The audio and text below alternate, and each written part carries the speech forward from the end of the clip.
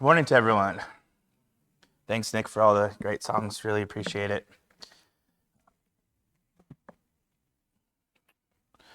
It's a short text. You might have noticed just a few verses about Jesus on the Sea of Galilee during the storm. So probably a shorter sermon. We'll see. Nick got the joke first. He knew what I was talking about. I do have Luke 8 somewhere in my Bible. I saw it this morning. Oh yeah, here we go. There's a story that happened in real life that I know by way of my dad, who knows it from the people who were in the story, who were my grandpa and two of my uncles, my dad's brother-in-law. This was years ago on a lake in northern Wisconsin called Lake Winnebagochish. That's a real name. It has a lot of I's in it. If you ever want to look it up, just use the letter I a bunch and you'll figure out how to spell it. Great lake, one of probably the fifth biggest lake in Minnesota. This is where, as a boy, this was like the big chip, the ultimate chip. We did a lot of local fishing where my grandparents lived, which was Maple Lake, Minnesota. But if you got to go on the trip north to Lake Winnie, that was the big one, because then you got to fish for walleye and northerns, and I never fished for muskie, but a lot of people do there as well. But that was the fun one. Anyway, there's a story about my grandpa and his son Bill and his son, my grandpa's son-in-law, on the boat on Lake Winnie. And this lake, you know, storms, like on many different lakes, storms come and go pretty quickly, pretty rapidly. And my grandpa tells a story about one time they were on the lake, and this is an all-day event. If you go up here, you're fishing sunrise to sunset, you know. And they saw storms off the north end of the lake all day long. And it seemed like probably they were not going to come over the lake and probably not going to pass over them. But all of a sudden the weather turned and the storm turned, and he talks about the sky just turning green and this ominous feeling you got in the air, like something bad is really going to happen. And it did. And the storm came, and the rain was so dense that they couldn't even see through the rain to tell where they were going. The waves grew to feet upon feet, maybe, I think he said maybe 6 feet or so that every time they were on the top of the wave, the entire motor would come out of the water and then crash back down, up and down all the way. And it intensified and intensified, and they entered the strongest part of the storm. And this is a true story that I heard from my dad, who heard it from someone else. But in the strongest part of the storm itself picked the boat up off of the water and moved it. It's kind of tornado-like. I don't know. No one got injured, but moved the boat in the air to a different area of the lake. My grandpa estimated at least 100 yards is what he said. Incredible. It's hard to imagine, but that's what he said. Moved them at least 100 yards and put the boat down with great force back on the water, so that the entire motor was submerged under the water. And somehow, luckily, it kept working as they came back up, but they were taking on water. And it was an incredible experience. And they made it through, and nobody got injured. And afterwards, they just looked at each other, said some choice words that you can't say from a pulpit. But that's the story. And you can imagine what you would be feeling, experiencing if you were in a situation like that. What if this storm just comes?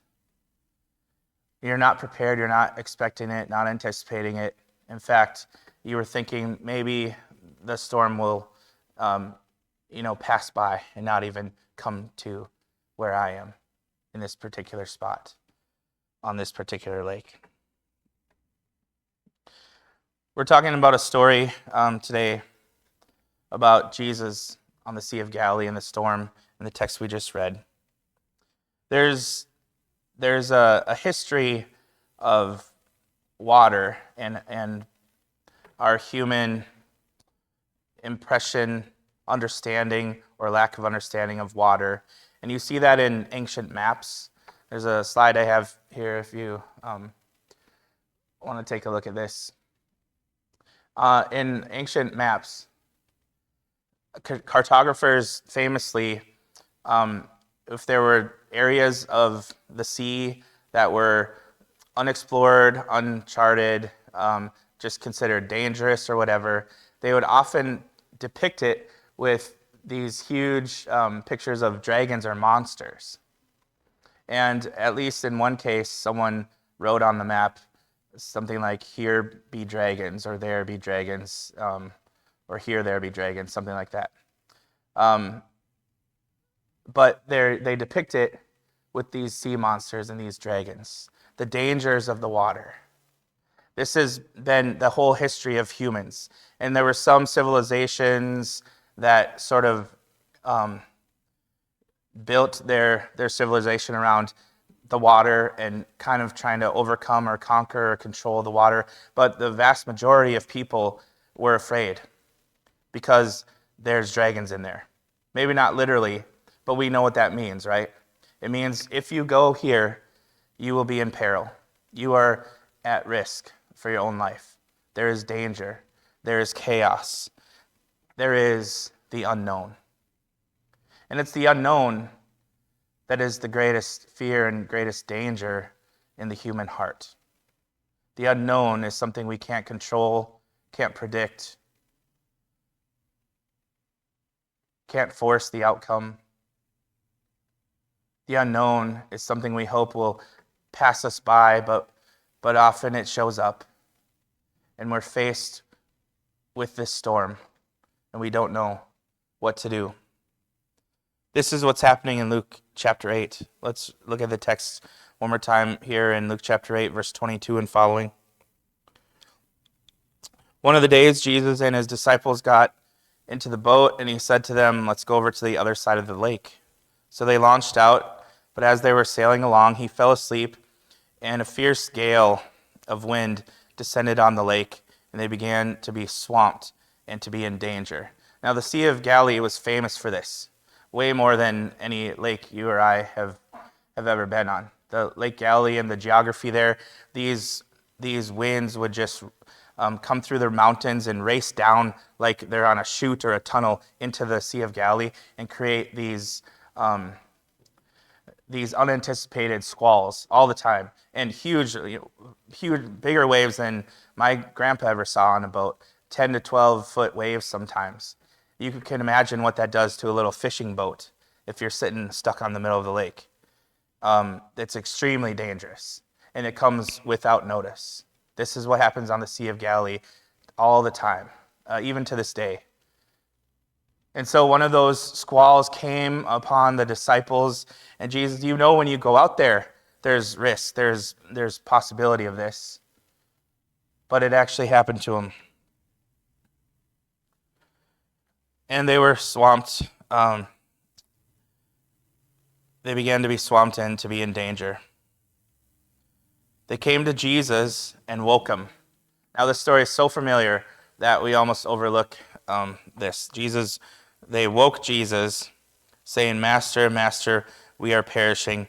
And he got up and rebuked the wind and the surging waves, and they stopped, and it became calm. Literally, a calm occurred. And the disciples, and he said to them, "Where is your faith?" And they were fearful and amazed, saying to one another, "Who then is this that he commands even the winds and the water, and they obey him?"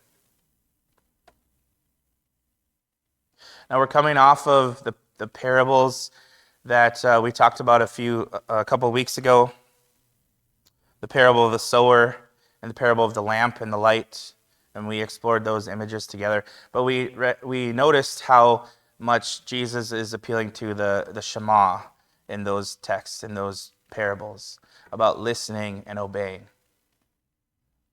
And here, part of the point of the story is to demonstrate that there is someone who listens and obeys. And in this case, it is creation. Creation is doing what is modeling for the disciples what Jesus is calling them to do. Look at the chaos of creation here in the storm, and yet Jesus commands, and it listens, and it obeys, it hears.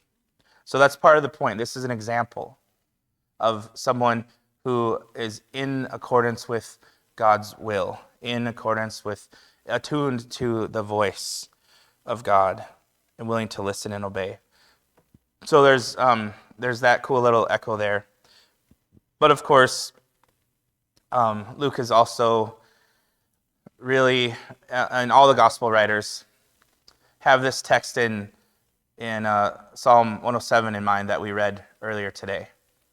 And that section about God calming the waves and making things still. This is something that only God does in the Bible, that only his voice can command creation. And here we have Jesus doing that very thing. And so that's part of the point too. But the main point is, of course, Jesus' question, where is your faith? And in Luke's gospel, Jesus is actually much gentler than if you read this story in Matthew or you read this story in Mark. He is a little more critical in Matthew and Mark. But here it's kind of a gentler tone. And it's just a simple question. Where is your faith? I think that's such an important one for us to hear from the voice of Jesus in our own lives. Where's your faith? I was reading through this story this week, and I was asking myself, okay, so they're in the storm. These humans have pretty much the most natural expected reaction you would have if you're about to die on a boat in the middle of the sea, right? So what's wrong with that?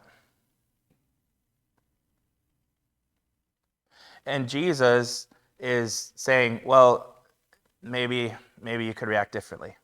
Maybe you could respond differently to the storm.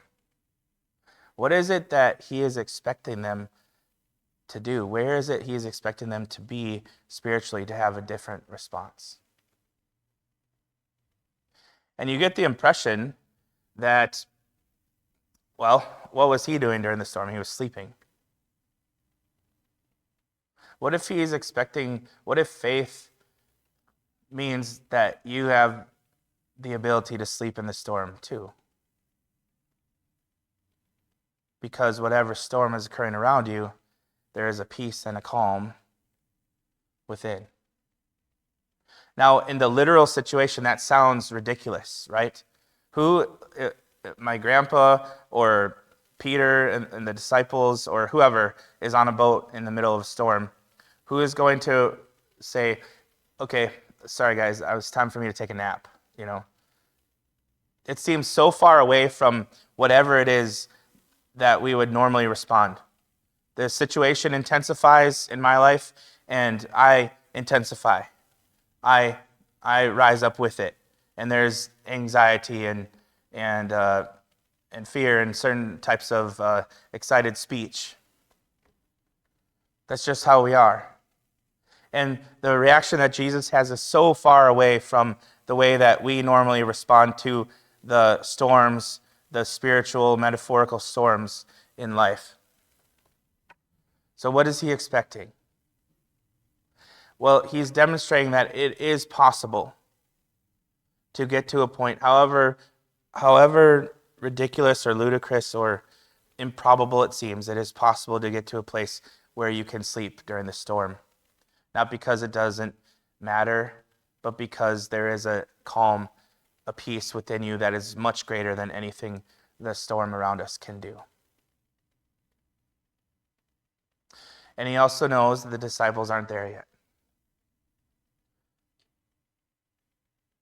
He's calling us as disciples to train ourselves to to retrain our instincts when the storm comes, which is a huge project, possible only through the Holy Spirit. This is not something we can do on ourselves, but I think part of the point is no one's going to go from fearing for your life to sleeping in one day of discipleship. That is difficult. But if you take the course of my Christian discipleship over the years, I think the goal is to edge closer to that with each challenge and each day. Maybe the next time a storm comes, because of the Spirit's empowerment and the growth and maturity I have, maybe I can have a little less worry, a little less fear this time, a little more faith, a little more trust in this time. And if I make that progress the next time and the next time and the next time, and you do that a bunch of times, those small increments of growth in our faith matter down the line. And you will see a pretty big difference between where I started and where I am now today. But it's a retraining of our instincts. I think I must have told this illustration before about Josiah as a catcher. And it's the story of every catcher. When you are a catcher in baseball and there's a pitch that's thrown in the dirt and it lands before it gets to you in the dirt, your natural reaction as a human is to turn away and flinch, right? I want to protect my face, my vital organs. I don't want to get hit by this dangerous object, right? Even though you're wearing all the gear, you could tell yourself before every pitch, I'm wearing this gear, I can't get hurt. But you can't overcome your natural instinct to flinch and turn away when a ball is coming and going to hit you. But if you're a catcher, you actually learn to rewire your brain and to say, when the ball's in the dirt, I break down my stance and get before it, and I block it. And I use my body to block this ball so that it doesn't get past me. And if you do that over and over and over again, you begin to develop a new instinct, a new reaction to the danger that is approaching you. So that you take the full force of that, and you're not afraid anymore. In fact, you're just doing your job. And sometimes, some catchers kind of enjoy it.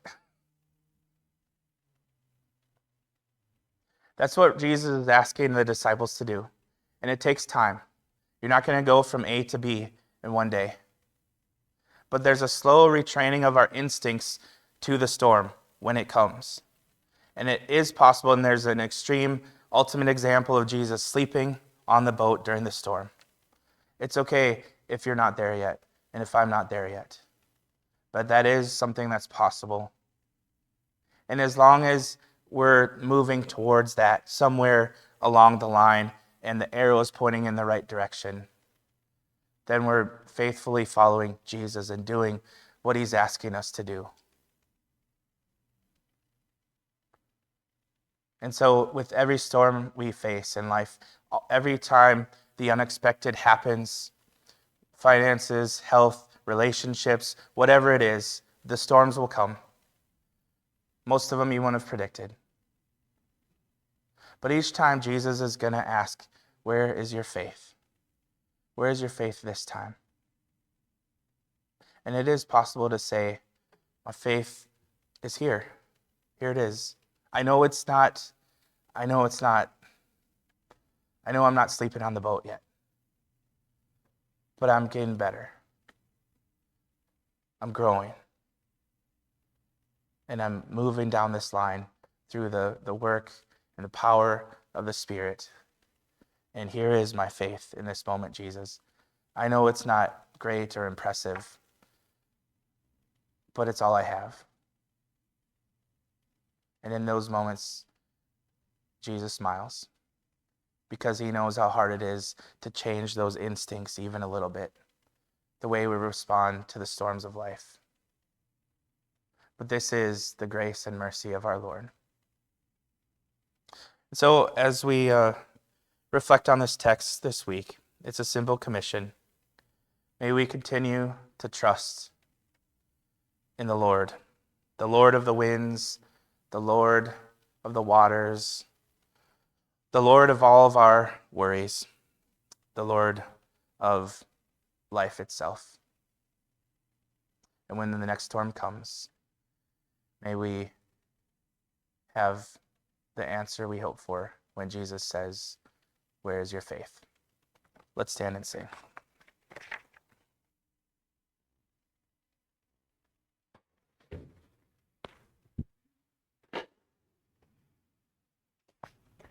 When peace like a river attendeth my way, when sorrow